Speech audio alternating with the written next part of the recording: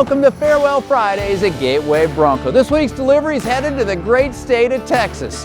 This buyer brought us an original Bronco and said, "Can you restore my vehicle?" We said yes. He said, "Can you take my original 351 Windsor, 3-speed manual transmission and a hood scoop and bring it back to me as a reimagined vehicle, including the roof rack on top?" And we said, absolutely. Well, let's go take a look under the hood.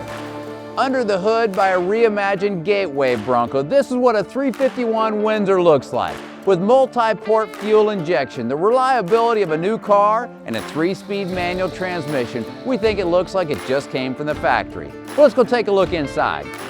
Inside this Bronco, we now have wall-to-wall leather, a 3-speed manual transmission, and a Hurst shifter. This brings back memories of this original 1970 Bronco as it came in the door.